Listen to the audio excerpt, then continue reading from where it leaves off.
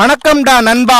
இன்னைக்கு பாத்தீங்கன்னா நம்ம தோட்டத்துக்கு ஃபென்சிங் போடுற ப்ராசஸ்ல டே 3 மொத்தமா குமிச்சு வச்ச கல்ல டிராக்டர்ல ஏத்திட்டு இருக்காங்க. கல்ல ஏத்திட்டு போகும்போதே டிராக்டர் வயக்காட்டுக்குள்ள நல்லா வசமா பதிஞ்சுக்கிருச்சு. அப்புறம் ஏத்தின கல்லெல்லாம் பாதி கல்ல கீழே இறக்கிட்டு இருக்காங்க. கல்ல இறக்கியும் டிராக்டரை வெளியே எடுக்க முடியல, சரியான உயிரில்லா டிராக்டரா இருக்கும் போல. அப்புறம் 5 மணி நேரம் கழிச்சு ஜாக்கி போட்டு தான் டிராக்டரை வெளியே எடுத்தோம். இப்ப என்ன பண்றாங்கன்னா ஏத்தின கல்லெல்லாம் ஒவ்வொரு குழிக்கு நேரா இறக்கிட்டு போறாங்க. எல்லா குழியிலையும் கல்லை மட்டும் போட்டு விட்டு போயிருவாங்க.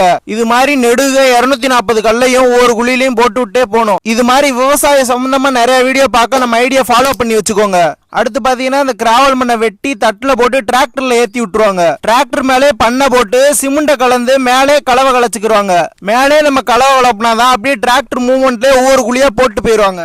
வயக்காட்டுல ஃபென்சிங் போறது ஒரு கஷ்டமான டாஸ்க் தான் போல. இந்த மாதிரி கல்லுல நூலை கட்டி மட்டம் பாத்துக்குறாங்க ஃபர்ஸ்ட். அப்புறம் குழியில கல்ல இறக்கிடுவாங்க. ஒவ்வொரு குத்துக்கல்லையும் மட்டத்துக்கு கொண்டு வர்றதுக்குள்ள போதும் ஆகி போயிரும் போல. அந்த நூல் கரெக்டா மட்டத்துக்கு இருக்கணும். கரெக்டா மட்டத்துக்கு வந்ததுக்கு அப்புறம் கலவையை போட்டு கடப்பாரை வச்சு இடிப்பாங்க. நல்லா இடிச்சு குழி நம்புற வரைக்கும் கலவையை போட்டு காங்கிரீட் நல்லா வலுவா போட்டு விட்டுருவாங்க. வயக்காடை பொறுத்த அளவுக்கு காங்கிரீட் போடுறதுதான் பெஸ்டான ஒரு ஆப்ஷன். இந்த மாதிரி காங்கிரீட் போட்டா தான் வயக்காட்டுல கல்லு ஸ்ட்ராங்கா நிக்கும், இல்லாட்டி சரிஞ்சிரும். யூடியூப்ல இருந்து பாக்குறவங்க நம்ம ஐடியா சப்ஸ்கிரைப் பண்ணி விடுங்கப்பா.